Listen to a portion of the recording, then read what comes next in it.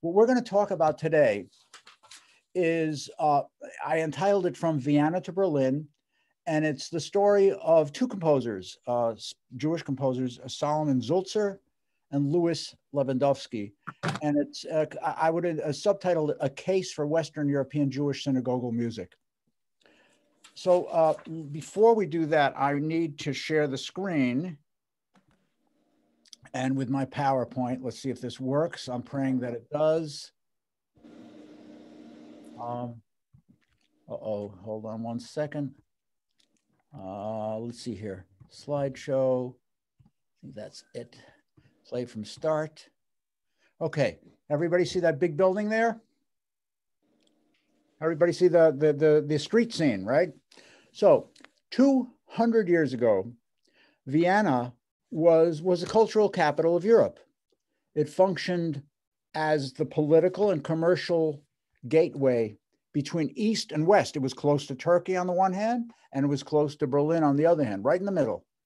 It serves the seat of the Habsburg dynasty and the Holy Roman Empire. That is where, it wasn't in Rome, it was in Vienna. It was the capital of Austria-Hungary, which was at that point one country, the home of Mozart, Salieri, Haydn, and Beethoven.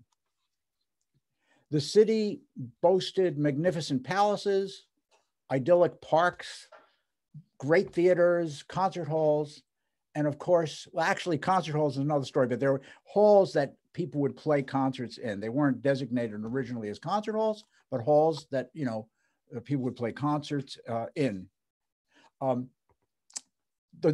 Blue Danube.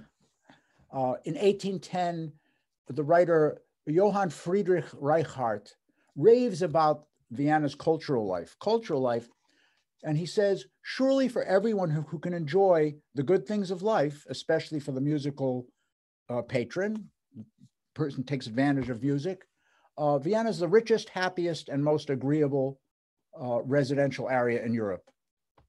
So the predominant religion in Vienna at that time was Roman Catholicism. Prior to the 19th century, Jews were either denied entry or barely tolerated in Vienna and most other European cities. During the reign of Empress Maria Theresa, 1740 to 1780, Jews were required to wear those yellow badges. They couldn't own property, and they were refused for the permission to build places of worship. As late as 1820, only 118 Jewish families had been given permission to live in Vienna. Conditions improved somewhere during the next 10 years when Joseph II, Maria Theresa's son, he reigned between 1780 and 1790. He writes this statement. By the way, a lot of this information was gotten from Josh Jacobson and Neil Levin, actually, I took from both of their studies. But here is what Joseph II says.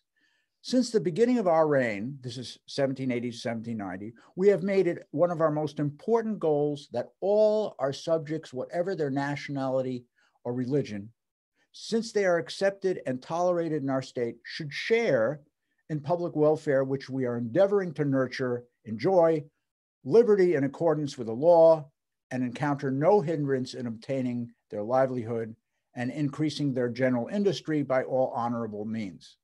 So he was, you know, Joseph II was a despot. He really wanted things his way, but he was enlightened. He appreciated culture. Napoleon, in 1808, he declares, under the influence of various measures undertaken with regard to the Jews, there will no longer be any difference between them and other citizens of our empire. So we find that in Vienna and quite frankly, throughout Western Europe, Jews were beginning to leave the ghetto area and kind of participate for the first time culturally with the surrounding and majority community. So they joined their neighbors in concert halls and private homes and operas at the various theaters that were there. These Jews lose, because of that connection with the surrounding community, the majority, lose their connection to a certain level of observance because they're so directed to join the greater Vienna community. In Germany, some Jews had reformed the synagogue service to make it resemble, this is part and parcel of what I'm just talking about, to make it resemble a Lutheran service. Some families even converted to Christianity as an option, one that was certainly taken by the poet Heinrich Heine, and certainly the family of Felix Mendelssohn and many, many others, so that they can join initially the larger community. So again, they wanted to remove the barriers that separated themselves from their Catholic neighbors.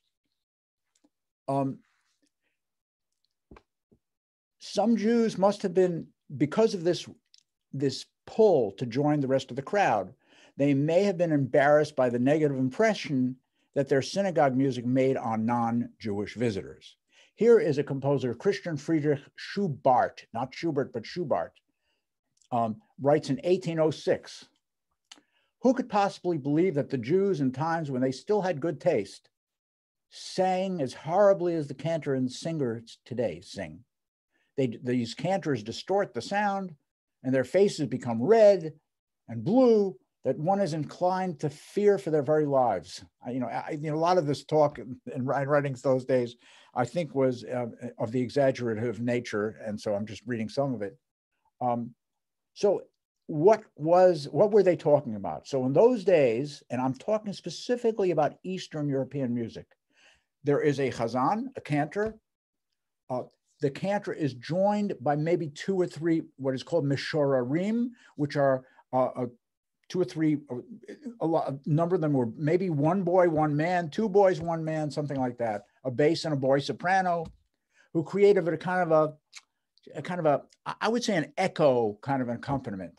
Obviously it was in Hebrew, and much of the improvisation, all of the improvisation, was by the cantor and based on nusach, which are modes and motifs that had been transmitted in the oral tradition for many generations. Rhythms were very free. There was no regular metric beat particularly. And the soloist, as I said before, was responsible, expected is the word, to add a good deal of embellishment of the melodic line. The congregation at the same time was not silent. They were always joining in. It's a beautiful industry, the relationship of the Shliach Tzibur, the cantor, and the surrounding congregation. So most of the prayers were chanted aloud. I'm giving you this information. Some of you might not know. I think most of you do, but it's good to understand. So the prayers are chanted aloud, most of them, a lot of times in unison with the soloist, with the cantor, kind of creating a richly textured, kind of uncoordinated sound. Before the 19th century, music by the great Western composers would have been really out of place at these synagogues because the level of education from a Western music point of view was just not there. They were concentrating on other things, Talmud and everything else, that kind of thing. So there were also, as a result, there were no singers that were capable of performing music in Western notation. I'm leading up to something here. In addition, the rabbis imposed strict guidelines on the music of the synagogue. Those guidelines were intending to preserve the nusach, the traditional tunes, the traditional modes that the rabbis felt were passed down from generation to generation. And part of that is to isolate themselves from the surrounding, I'm talking specifically in the synagogue and those places where the Jewish ghettos were, that would isolate themselves from the surrounding community. So we see that there were a more observant group of Jews, and there were the two groups, a more observant group and a group of Jews that wanted to expand themselves out into the into the community, and those Jews who wanted to expand themselves did not associate themselves with the synagogue as the others did. You know, it's interesting. I'm going to go off on a tangent right now, but you know, when we think about cultural acculturation, that's a beautiful thing, because you take a community and you bring it into your own community. Even if it's a minority, you make them feel at home. And ultimately, the hope is that they become part of your community and no different than yourselves. There was an Operation Magic Carpet. I don't know if you remember this. It was in 1949, 1950, that brought like 50,000 Yemenite Jews to the new state of Israel. What's fascinating about this group of people, and I've spoken to some musicologists. There was a Sarusi, Edwin Sarusi, who mentioned this, and there were a couple of others also when I was studying at the seminary. And there was a woman, I can't remember her name. She taught ethnic music from Africa, from various places. Oh, it's right in the back of my head. That's what happens when you get older.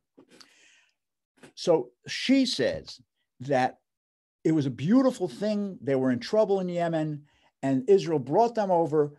But when they came over, they had their absolutely beautiful, unique, gestural, distinct style of davening, of praying, of singing, you know, whether even the non-liturgical things. And as they became a culture to Israel and brought into the various communities there, they lost that flavor. They lost that flavor. So, you know, there's something to be said for bringing people into a larger community, but from a cultural point of view, it's more complicated than that.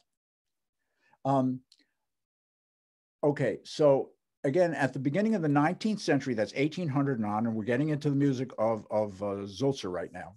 Music in the Catholic churches of Vienna, Vienna was Catholic, was incredible. I mean, they had, you know, Mozart, Haydn, not Bach, because Bach was more of a Protestant composer, but they had all these, you know, Palestrina from the Renaissance times. They had all this fabulous music. Not that they used it, but it was there for them to use.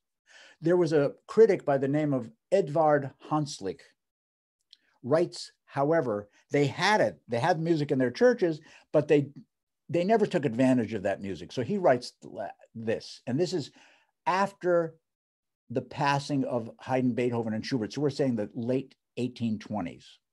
He writes, it's like bric-a-brac. It's typical of a period of intellectual inactivity and the greatest possible degeneration in Austria. He writes of the church music. Another critic, Joseph Meisner, who was a critic, and actually he wrote books on choral music. Same time, he talks about the terrible quality of church music. You know, he talks about church musicians for their, you know, they want to do opera stuff in the church, changing everything into not important music making.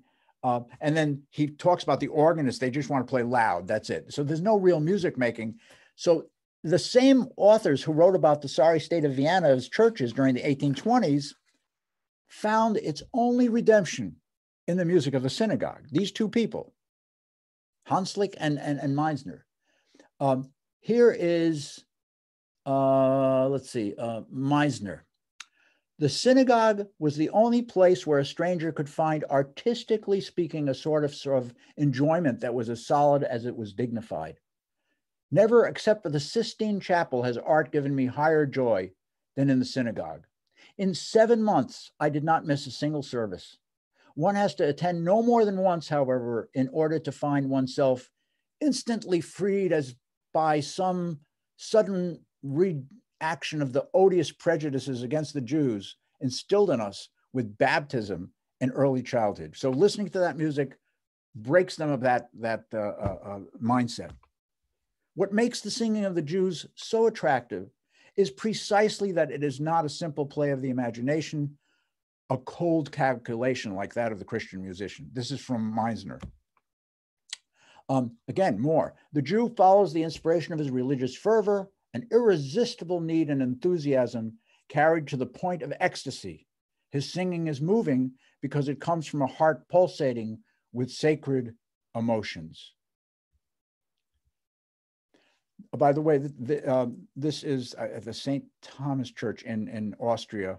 This church is what it was like then, and this is the church where Mozart got married in, where Beethoven looks up in the apse of the church, and that has the loudest bells in Europe, supposedly, and he couldn't hear the bells, and he realizes he's pretty much completely deaf at that point. So it's an amazing place. Anyway, there's another author, Frances Trollope, a woman, English author, writes about Vienna's synagogue music. There isn't truth so wild and strange as the harmony and the songs of Israel as performed in this synagogue in this city, that it would be difficult to render full justice to the splendid excellence of the performance without falling into the language of enthusiasm, a voice to which that of so many composers in their best days was not superior. While about a dozen voices or more, some of them being boys, men and boys at that time, women were not allowed to sing in liturgical situations. They fill up the glorious chorus. The volume of vocal sound exceeds anything of the kind I've heard, and being unaccompanied by any instrument, it produces an effect equally singular and delightful. Some passengers of these majestic chants are so full of pathos that the whole history of the nation's captivity rushes upon the memory as we listened, and the eyes filled with tears at the suffering of God's people. Oberkantor Salomon Sulzer. And I hope you have heard of him. If you didn't, we will refresh your memory. He's the guy that's probably most responsible for this not criticism, this display of love of Jewish synagogal music in Vienna. He serves in the Vienna synagogue from 1826 to 1881. I think that's 45 years as the cantor, the soloist, composer, music director, conductor at that synagogue. And by the way, he was the first cantor. I say cantor, I'm going to put it another way. He was the first chazan to call himself cantor. Sulzer was born in 1804 in the Austrian town of Hohenems, near the Swiss border in the Vorarlberg region of Western Austria. It's I don't know how many people have been in that area. It's insanely beautiful with the mountains. For more than 1,000 years, all the musicians who sang in ancient Israel, that is, and played instruments, were drawn exclusively from the tribe of Levi. Sulzer was a Levite. In the late 18th century, his family's name was Levi. When they left the village of Sulz, which is where he was really born, to resettle in the town, which is the next town of Hohenems, they became known as the Levies from Sulz. So the results are that to distinguish them from all the other Levies in Hohenems, they called them Sulzer. That's how his last name was gotten, okay? So his musical talent was very, very strong. He, at age 13, they named him as the cantor of the local synagogue. By the way, this picture is the Jewish quarter in Hohenems as of now, and it was then, but just give me a little pictorial history. He goes and studies at a yeshiva with a cantor in Switzerland, and also he goes to Karlsruhe to study European secular music. At the age of 16, he comes back, and for the next 5 years, he's the he's the cantor in the local Hohenems synagogue. He's 21 when an invitation comes from Vienna to audition for the post of Chazan at this beautiful new synagogue built in 1824 on the street called Seitensettensgasse. He accepts the job and obviously remains there for 45 years. Now here, I just want to go a little off, and we'll play some music now. Here is the interior of that gorgeous synagogue. And it's beautiful. It's not a large one, but it's beautiful, beautiful interior. And this is the exterior. And I'd like to talk a little just about the exterior. You know, because there were city laws in many of these cities that the churches were to be the highest buildings of worship. In other words, they didn't want to see the synagogues. The synagogues had to be kind of hidden away. So you see this kind of, I'd say, slightly unimpressive door with a wording on top of it. And then you go in and you see this beautiful synagogue. And this is not unusual. This was the case in so many of the cities in Europe for so many years. By the way, Vienna was Orthodox, okay? Versus Berlin. Vienna,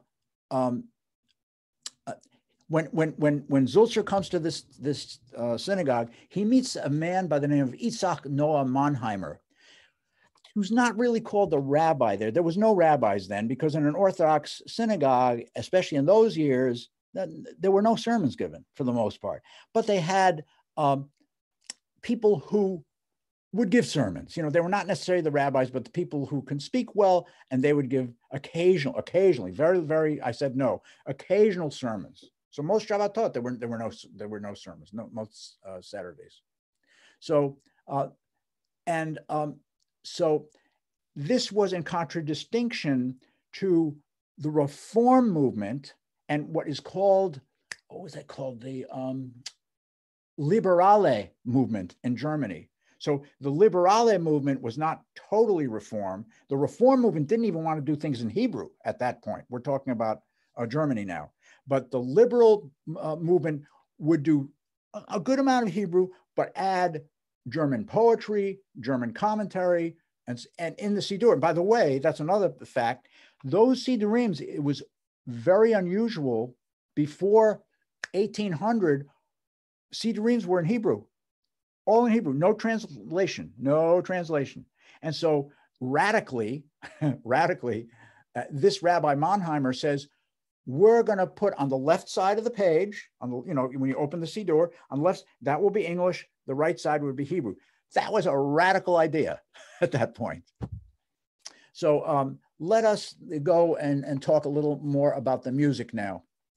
So Sulzer says this. He comes to the synagogue and he says, to me, it appeared that the confusion of the synagogue service resulted from a need of a restoration which should remain on historical ground, meaning it should use the Nusach melodies and motives, but we can make it a little more modern. Jewish liturgy must satisfy the musical demands while remaining Jewish. So musical demands, what is that supposed to mean? Those demands was the tension between joining the surrounding community, where you have composers like Mozart and Beethoven writing, and these are serious composers. I mean, I'm saying that almost as a joke because it's so obvious. And then you have these synagogue musicians who, quite frankly, were not allowed to come into the bigger community until then. And so they're not technically Western great musicians. So, and even Sulzer on some levels, he writes this beautiful music, but then you compare it to a Beethoven string quartet, which we'll listen to a little later. I'm sorry, but nothing compares with Beethoven in some levels. Anyway, so he continues on. The old tunes and singing modes, which have become traditional, should be improved, selected and adjusted to the rules of art. That's Western music. He continues, I said it is my duty to review, as far as possible, the traditional tunes given to us to cleanse the action of those tunes and to dignify their embellishments, to bring them back to their original purity, and to reconstruct them in accordance with the rules of harmony. So, I think I'm clear. I hope I am. So he wants to take the old Jewish music, and I say the traditional, traditional Jewish music, and give it a new tapestry, one that has Western tastes to it. Okay. This, by the way, departs radically from that traditional idea of the cantor and the bass behind him and this little boy kind of imitating him, with no conception really of verticalization, meaning four-part harmony and that kind of stuff. And four-part harmony is exactly what Sulzer does. He takes the music of the cantor and makes many choral arrangements, I shouldn't say arrangements, compositions of those initial cantorial tunes. Now, when you have 20 people singing a tune together, you know, the old style cantor, and some of us are old enough to remember, with tremendous amount of what is called melismatic passages, running notes all over. You can't have people in the choir doing that, otherwise they'll never be together. So you kind of clean it up and you line it up vertically, and then you have 4-part harmony, okay? So he writes this, his big book is Shir Tzion, and he does it in 2 parts. One was, I believe, in 1840, and then the second part was 1866. In 1840, he commissions other composers to write liturgy.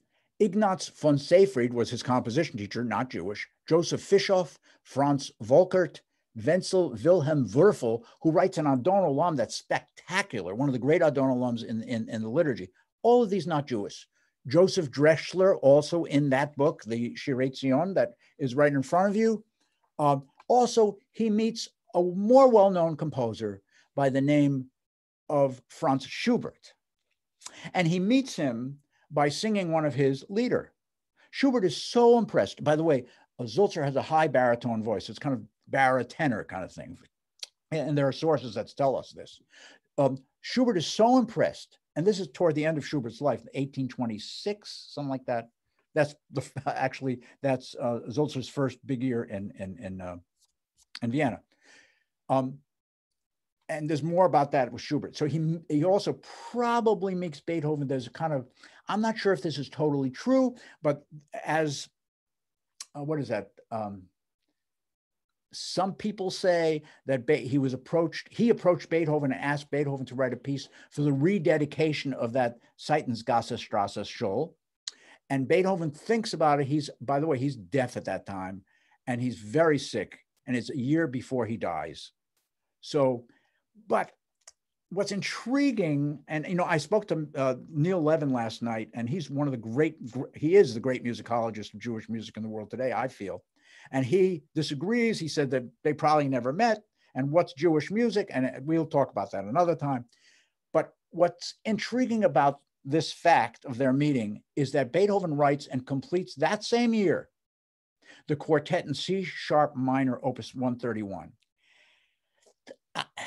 There's some, and Neil Levin will disagree with me, there's some Jewish quality about this music, and I'll play a little of the first movement, and the second movement's only 2 minutes long.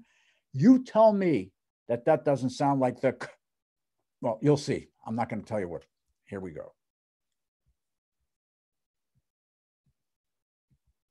Uh-oh. Sorry about that. Okay, here's the first movement of the Beethoven.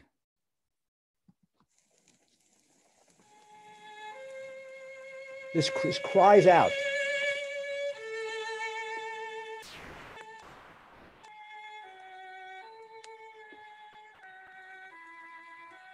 Can you hear?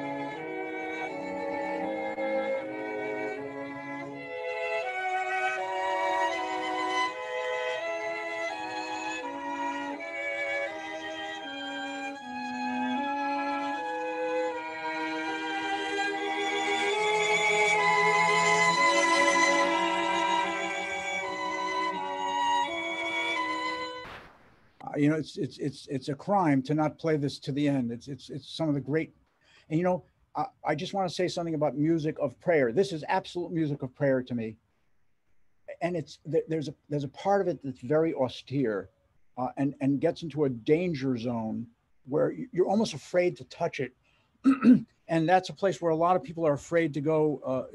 I think certainly musically in the sense of prayer, and Beethoven not only touches it, he embraces that, and it's one of the great music statements of all time. I want you to now listen to the next movement, and you tell me what it sounds like. This is a very short movement. You'll get the whole thing.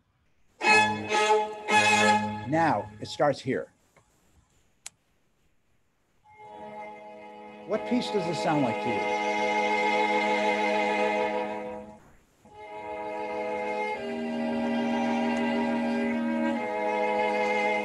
I heard Alan.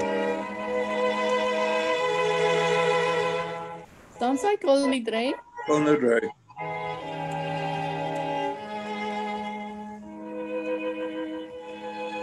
And listen to the second part. This is still the extension of the first part. The second part is even more beautiful.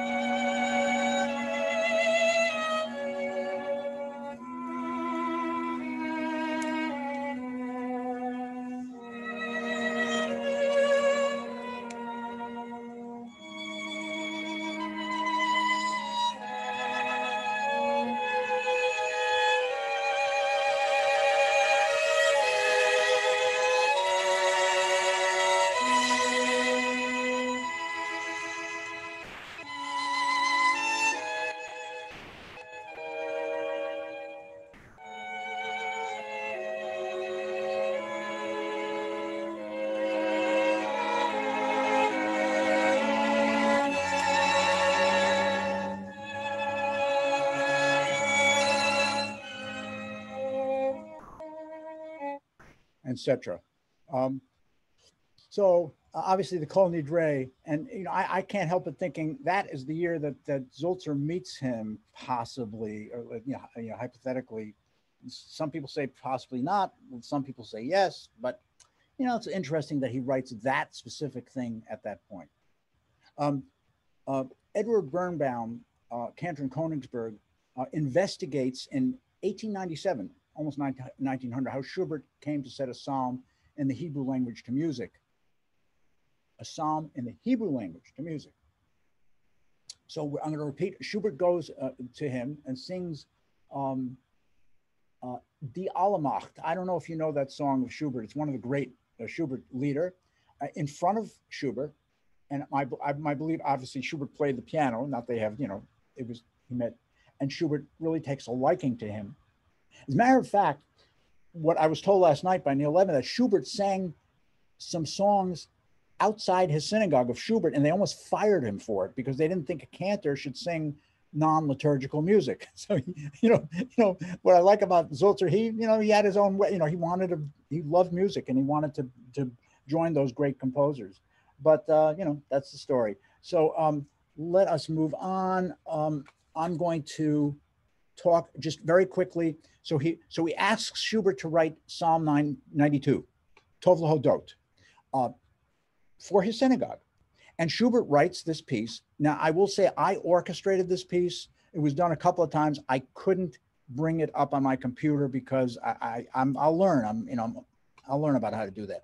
But we do have a version with the Arnold Schoenberg Choir, and I'm not going to play the whole thing. It's 6 minutes long, but you know we have other music to listen to. but this is a piece that Schubert, right? Matter of fact, he's, I think, the only great composer ever. Well, yeah, now, I'm sure there's composers in the 20th century that wrote stuff, but I don't know anyone after him in the 19th century. No, I'm talking about, top 10, top 20 that wrote things for the synagogue. There are minor composers that certainly did. Here is the Tov Lahodot. And I want to say one more thing before I do this. There are many recordings of this piece, or a bunch, most of them by Jewish choirs. The problem is with the Jewish choir singing this stuff, if they are not really educated in the performance practice of what Schubert wants, and they just sing the thing, oh, it's a Jewish piece, it's in Hebrew, we'll sing it, I think it loses a little of the flavor. It may be gaining more of a Jewish sense, but it doesn't really have that I guess I'm going to say feminine quality that Schubert just brings us, that warmth, that sweetness. Anyway, just listen to a little of it.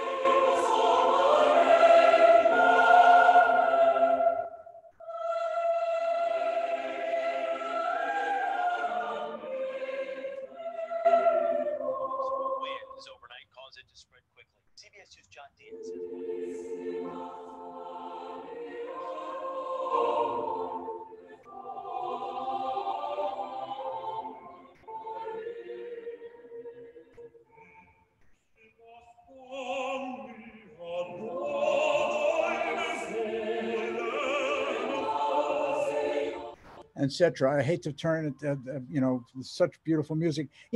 Is it some of Schubert's greatest music he's ever written? I don't think so, and that's why I attempted to make it more into a with a choral arrangement. This, you're not hearing that now. You're hearing this wonderful Arnold Schoenberg choir, one of the best choirs in the world, chamber choir, singing this. But so far we've listened to non-Jewish composers. We listened to Beethoven and Schubert, and this is not about Beethoven and Schubert. This is about Sulzer and Lewandowsky. So what I'd like to do now is look at some of the Sulzer's pieces. And I know this is a little out of order, and I apologize for that, but we're going to move back. Here we go. Okay. The first piece is on Shabbat, on Sabbath. Vayehi bin Soah ha'aron, when you take the Torah out of the ark, you will many of you will recognize this melody, but this is, again, my orchestration with Schubert's, Sulzer's music.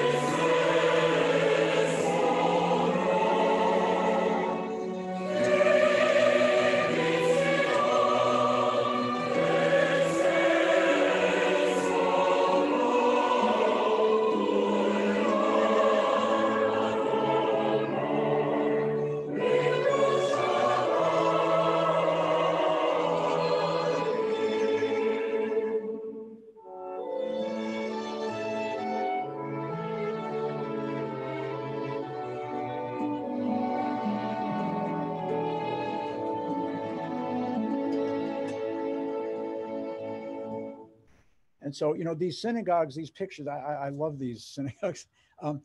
This last one, the picture that you see in front of you is, I think it's called the Blue Synagogue from Prague. But these are synagogues that very few people go to on Shabbat. They're museums, most of them right now. And it's so horrifying as far as I'm concerned, the whole, you know, what can I say? But there is a tradition there that I love deeply. So, and here is a piece called, what did I put in? Lechadodi. So we move back, you know, from Shabbat morning to the evening service on Friday night. And this is also Sulzer. By the way, you know, the introductions are, I could guarantee you they're not Sulzer. They are not Salomon Sulzer, but they're Joseph Sulzer's introductions. I mean, it's fascinating because life is complicated. Joseph Sulzer was the youngest child of Salomon Sulzer, who had, you ready for this one? He didn't have 21 kids like Bach did. He had 13 kids, so that's pretty good. Most of them actually survived to adulthood. This Joseph Sulzer wrote his own music, not a lot, but he was a great cellist in Vienna, and he played in Gustav Mahler's opera orchestra. So when you heard, you know, not that there are recordings, but if you did a recording of Die Walküre with the cello quartet in Act 1, I use Wagner's name just to say how ironic everything is. He was probably the first cellist in that group. Anyway, aside from that, let's listen to the Lechadodi with the same baritone that is my good friend Scott Sokol. He's Rabbi Cantor Scott Sokol. Oh, I'm wrong. Forget that. This is Hinei Matov. What I wanted to, just give me 1 second. I apologize about this. I'm going to do one other thing before that, and this is Mi Adir. He wrote a bunch of wedding music, Sulzer did, and the Mi Adir is obviously when, after the bride comes in, you know, and marches the 7 times around. Mi Adir is part of that opening part of the wedding service, and this is the Mi Adir also with. Oh no, this is Cantor Brian Mayer with the Bethel choir and Emmanuel choirs, and it's done with the orchestra in Providence.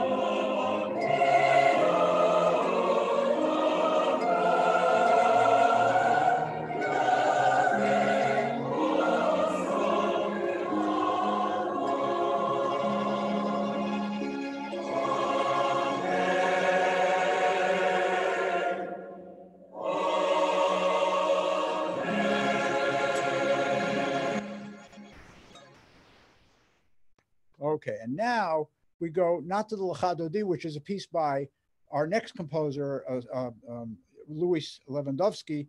This is the Hinei Matov, beautiful setting. Again, his son writes the introduction. I'm positive. I mean, they're very Mahlerian kind of harmonies and everything, but the structure and melody is Salomon Sulzer.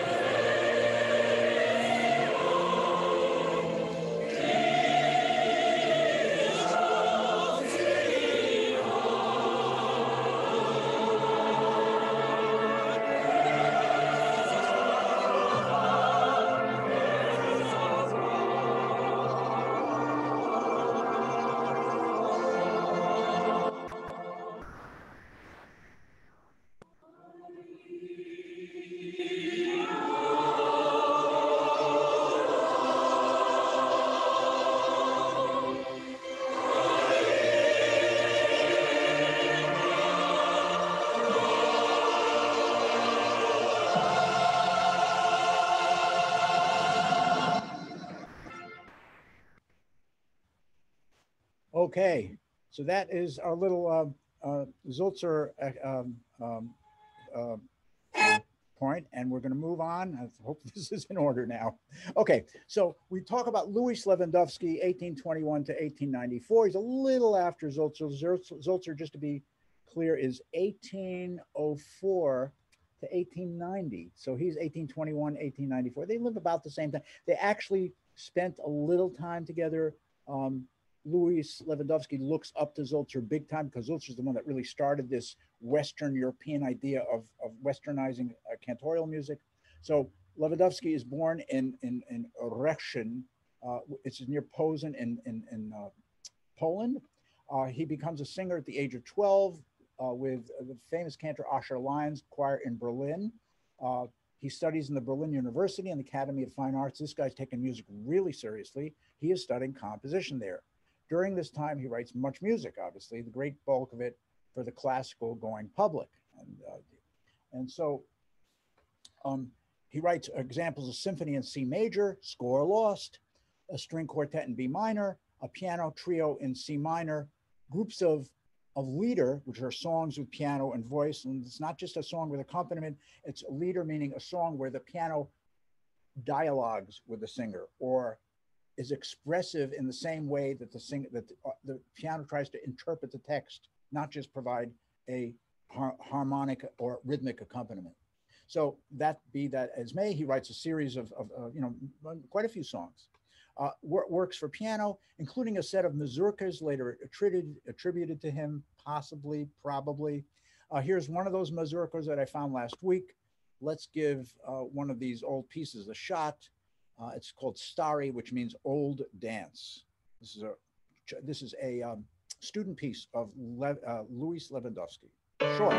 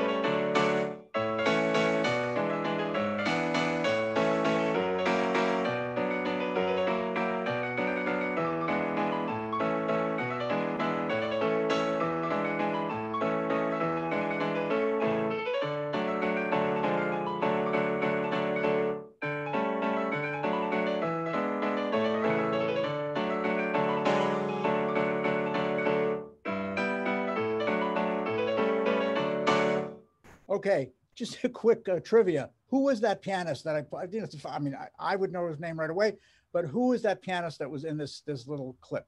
Anyone know? Oscar Levant? No, no. This is one of the greatest pianists of the 20th century. He's known as Mr. Chopin. And Arthur Rubin. That was Arthur Rubinstein. Absolutely. Anyone of you have not heard of Arthur Rubinstein? Okay, I'm glad all of you have. That's good. So the next, we'll skip that. So basically, just very quickly, I want to, move on, as I always do in these lectures, starting out in detail, and the last part we try to get done. So after 1840, Lewandowsky serves as the conductor at the old synagogue in the Heiderentergasse Street, and after 1866 at the new synagogue, the Oranienberger Strasse Synagogue. He's really the most significant composer of synagogue music, and in some ways eclipses Sulzer. And what I mean by that is Sulzer writes four-part choral music. Lewandowsky tries to be contrapuntal a little, gets a little more detailed in terms of the individual voices. I don't want to be critical, but I love Lewandowski's music. It's spectacular, as is Sulzer's. But I find there are certain pieces where Lewandowski takes a strand and tries to build a fugue out of it, and after 4 or 5 measures, he says, "Okay, I had enough of that. Let's go on to the next thing." But all in all, it's really it's totally lovely and incredibly wonderful what he did with Jewish liturgy. So, very interestingly, I want to say a couple of things before we play more pieces of his. His organ parts He writes organ parts for the music that he, the choral stuff. Okay. However, fascinating. There was no organ in Sulzer synagogue because it was an Orthodox synagogue. I'm going to go back to Sulzer just to tell you a little history. Sulzer asks, I think it's 1876, right as he's retiring, he says, we should have an organ in the synagogue. And if you look at the Jewish encyclopedia, the author says, Sulzer asked for organ in his synagogue. But that's not the case. He asked for organ only for weddings and for concerts.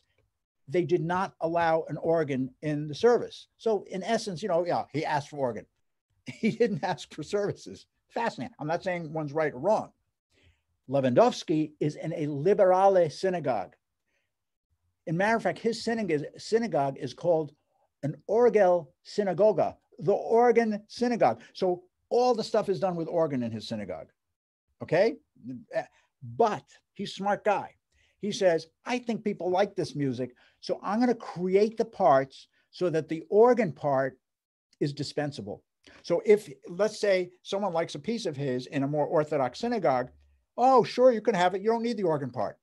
So in a lot of ways, it makes the organ parts not as creative as they would be under a really great composer, but it's fantastic. I mean, these guys are real people. They need to earn a living. And so that's one of the ways he did. This is Lewandowsky. You know a little more now, right? So again, just to repeat, the standard and a liberale synagogue was the same traditional liturgy in Hebrew, except they add a few German hymns to the regular liturgy of an Orthodox synagogue.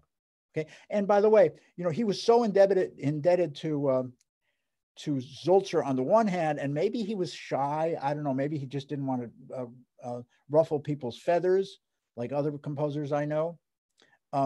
But he only did Sulzer's music the first 30 years, the most of his career in the Oranienburger Strasse synagogue. So we talked about his style.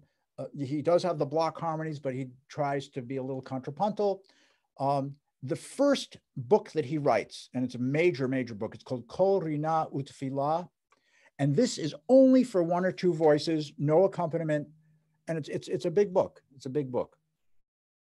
Okay, the next, a few years later, the first book is called, when is this? In 1871. The next book is called Todah V'Zimra, Thanks and Singing, or Thanks for Singing. And that's about 5 years later. And or actually 10, 12 years later, it's music from 1876 to 1882. This book is the big book. It covers most of the liturgical year with music from the Sabbath, the Shalosh Regalim, meaning Passover, Sukkot, and Shavuot, and the High Holy Days and other days too. So I want to give you a couple examples of this volume. And first we will listen, I hope it's in order, to pieces for Shabbat, the Sabbath. The first work is, I'm hoping this is right, the beautiful Uvnucho Yomar, sung by some of the best middle-aged cantors of our time. They're not young anymore. We all have to grow. We all have to grow. So some of them are, one of them is from West Hartford, by the way. You might recognize him. He leads off, and of the 5 cantors here that are singing, 4 of them have sung with us at some point at the Bethel Synagogue with our orchestra. But here we go. This is a gorgeous piece by Lewandowsky.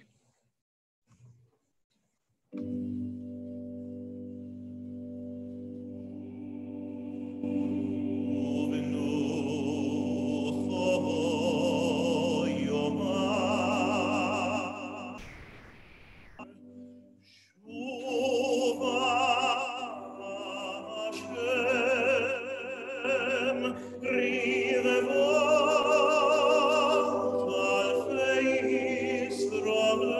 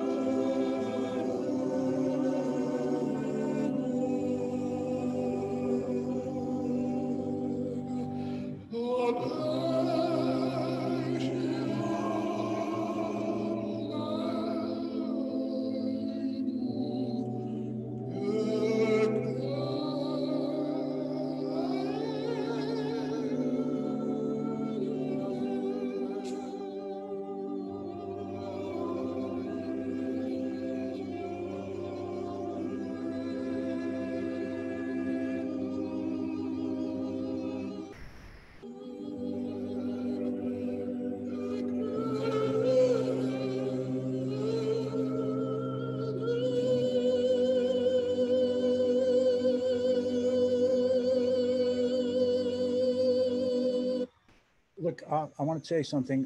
I don't know what you thought of that performance. It's a beautiful performance in a lot of ways. All those cantors, cantors that you saw studied with the man that sang at the end, and that is Naftali Herstig. He is the spiritual musical father of Gideon Zellermeyer, Ozzy Schwartz from Central Synagogue, or not Central Synagogue, Park Avenue Synagogue, Chaim David Berson, Nathanael Baram, and the actual father of Nathanael Herstig. So, and his school in Israel is pretty much the school that produces this incredibly high level of chazanut. So I wanted to play that. We're almost at our end right now. This is a heartfelt, beautiful. This is Lachado Di, very lyrical, and some of you know this. We've sung this, and this is with the Bethel Choir, the Emmanuel Choir, and other community choirs. Emmanuel Providence. Here we go.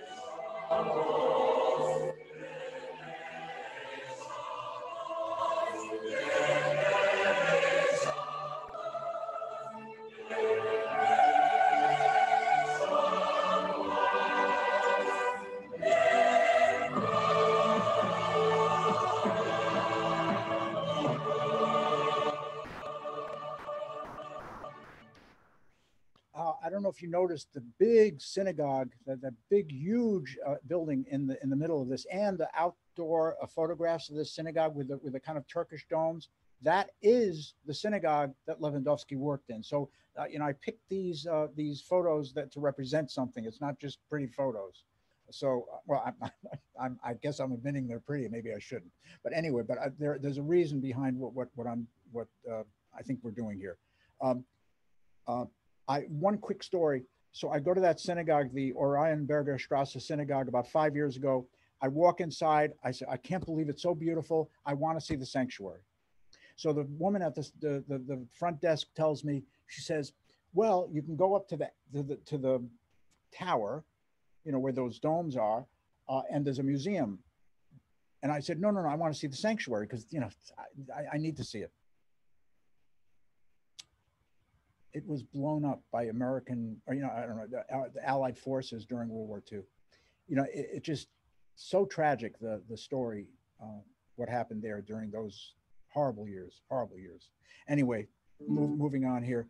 I'm going to do a snippet of this, a snippet of that, and then we're going to end. So this. Some of you know this. This is the Enosh prayer. We do sing this, and listen, it's a very beautiful version. This was this Israeli choir with a brass and organ and timpani. I love the combination. Love the combination.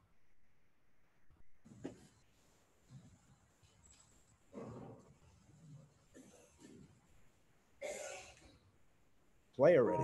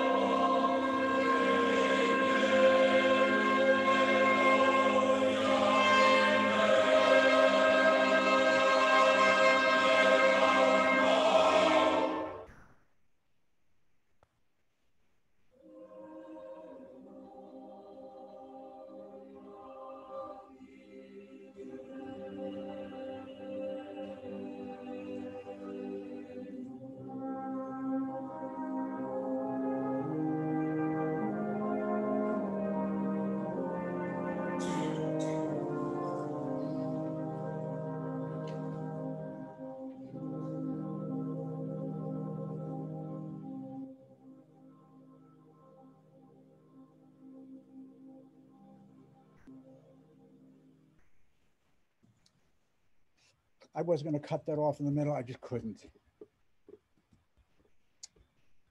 Really great performance, I think. And the brass add this very solemn feel to the thing. It reminds me, and I'm not making a joke, as English composer Henry Purcell writes the music for The Death of the Queen. It reminds you of that. If I can have another 5 minutes and then we'll be done. I just want to mention that one of his great works is not written in Hebrew, and it is music. It's called 18 Psalms for 18 Psalms, and it's written in German. And he it never played.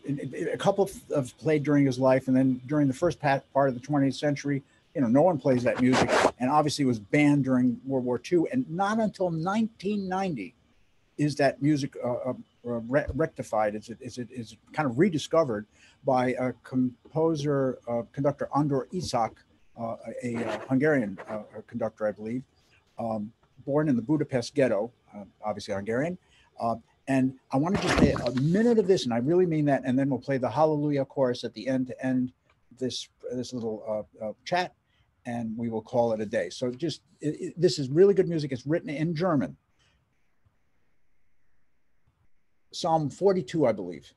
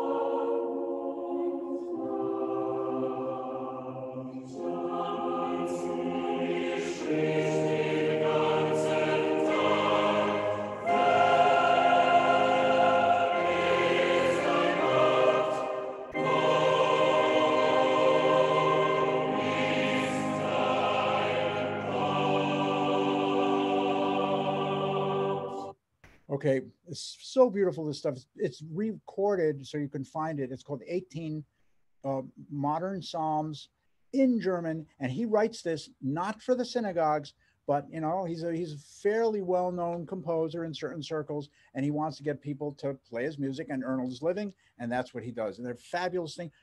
I have not heard most of them. You have not heard most of them, I assume. And this is music for us. Once this crazy pandemic is over, I'm ready to work, and let's make some more music. So with that, I'd like to end with the Hallelujah chorus, which most of you know. This is, again, orchestrated by me. This is not for full orchestra. This is for brass, cellos. It's actually, the secret, it's the Symphony of Psalms of Stravinsky orchestration. But anyway, here's the Hallelujah chorus by Lewandowsky, and we end the chat after this.